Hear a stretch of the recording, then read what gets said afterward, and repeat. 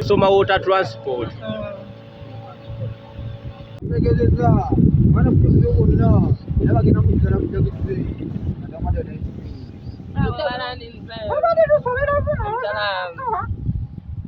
Abantu naye kulaakulanye nnyo muntu kuba tulagewa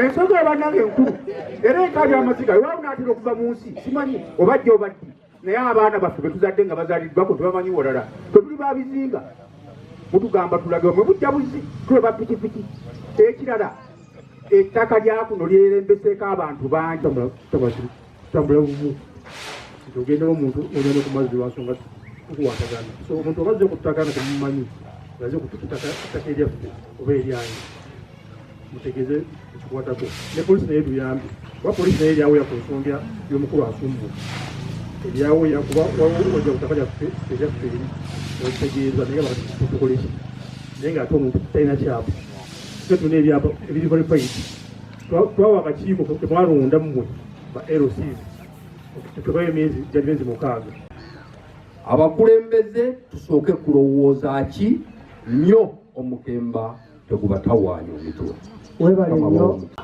mu ministry mwennyini Ministry of Lands nga baabatuma okubeera nga bateekateeka ekitundu kino naye nga bateekateeka blocks tebateekateeka titles nga abantu bazirina batuddeko naye nga bateekateeka blocks okuva ku bloko 5, 5 mu 4 okutuuka ku bloko 5, 7 mu 1 ezo zonna nga bagamba nti nno blocks zino zeebereka ku zinne waazo bazizimba nga zeeberese ku zinne waazo ekyo nno ekintu bannange kiri tekiniko okujjako abasaveeyo abali wano bebasobola okumanya olulimi lw'okwebereka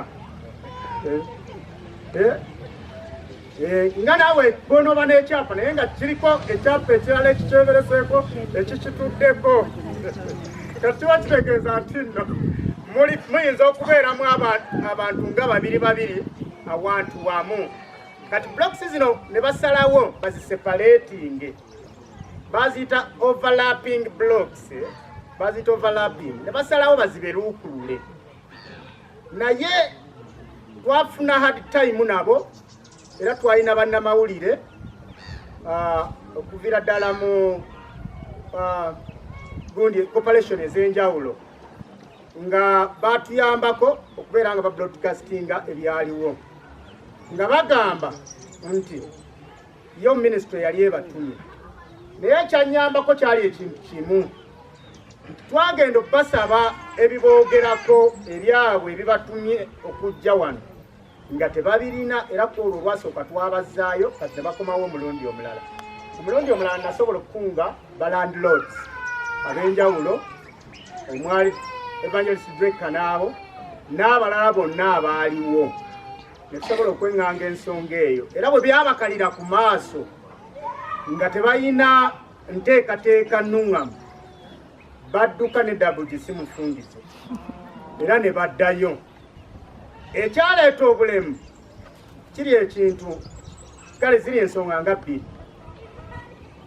overlapping blocks oba ku blocks ziri ze baagala okuberuukulula kutuddeko be baamala dda okuwa ebyapa batuddeko nga bw'oberuukulula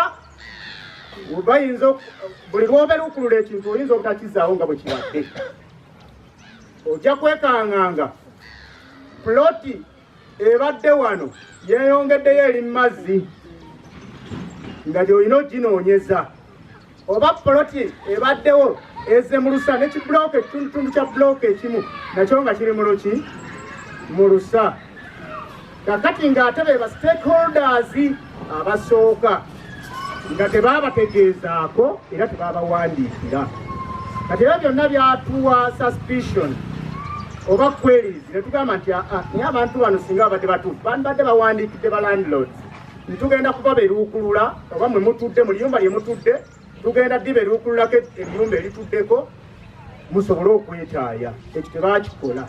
Ekyokubiri, tebaatuwandiikira officially okututegeeza ng'abakulembeze kuba naffe mwatwentrustinga nga ba stakeholders okubeera mu kizinga kino mu bukulembeze buno, okulaba ate n'okulengerera ewala okusobola okutaapinga ebyo ebiyinza okuvaamu okusoomoozebwa.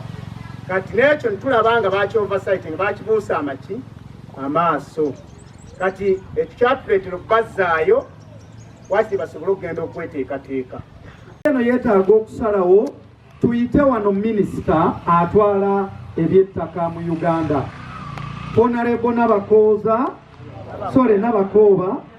tumwetaaga ajje wano ne technical officer we akulira eby'amataka byonna mu Uganda gye tuyita permanent secretary, kubanga eby'ettaka tubitegeera bulungi. Sitegeera ku lwaki Busi yokka yerina obuvuyo buno nti blocks zaali combined. Ekyo kyavaawa kubanga bw'osoma mu ripooti zaabwe zonna tebakubuulira problem eno yatandiika etya. Ba commissioners ne ba technical officers abakola ku ttaka lino baali bakooye nnyo nga beebase nti we baatuuka ku ttaka lya Busi ne balemererwa okuseparatinga blocks zino obulungi.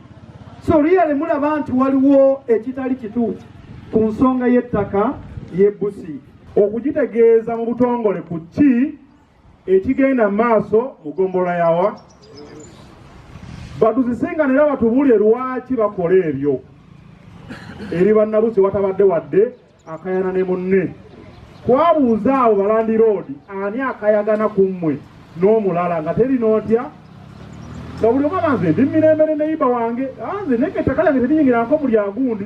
Kati twebuuza minisita gye yajja omukwano n'okwagala okwo okujja okuyamba abantu abatali mu ntalo wadde nkayana.